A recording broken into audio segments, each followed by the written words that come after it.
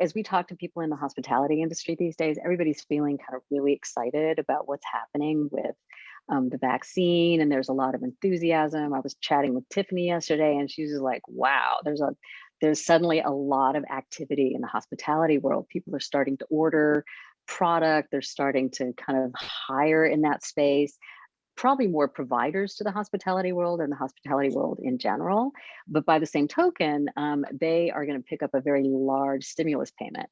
So that actually is going to really, really help with kind of hiring and getting rid of those furloughs and things like that. So that will be great.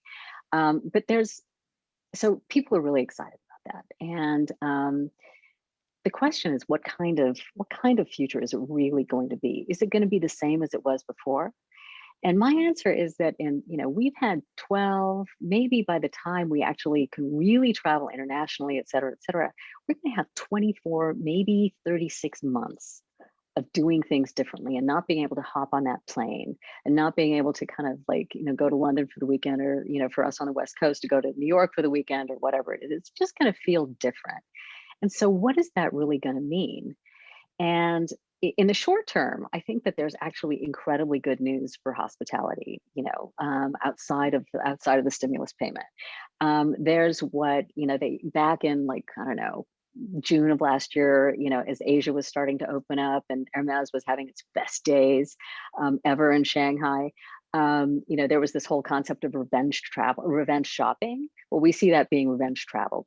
There is just this massive pent up demand for that, for sure. Good for the consumer, not so good for hospitality, but there's also at the same time less supply. Hotels have gone out of business. Venerable brands have been shutting down properties left and right. So there's actually less supply, which means, there's going to be, that's going to be, good in terms of being able to kind of, find interesting deals and opportunities. It'll be harder, but it's good for just getting those room rates up, et cetera, et cetera. There's a consensus that there's going to be this roaring 20s kind of whole, kind of kickback too. And so that a lot of people are kind of banking on that.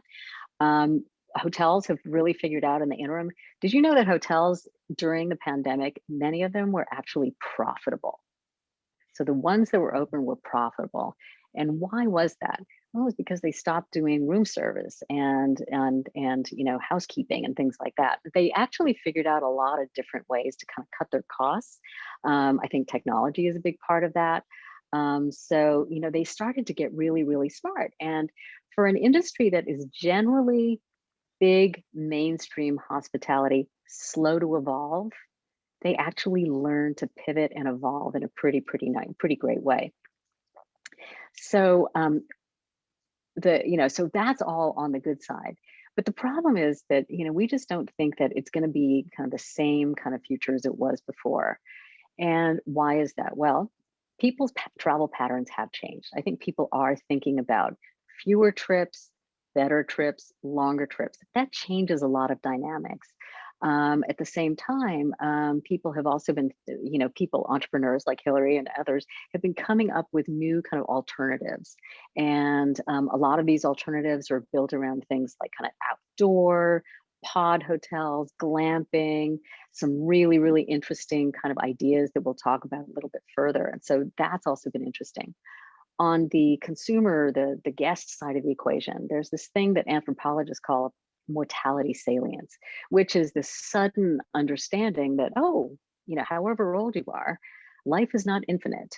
And either we're going to play hard to forget about that, or we're actually going to think about living our lives with more purpose. And so, and this is like borne out, the roaring 20s. I mean, not everybody roared during the 20s. And it was also a time of a lot of alternative religions being founded and stuff like that. So there's a lot of history and precedence for this kind of thing. And a lot of that starts to kind of boil down to a search for meaning.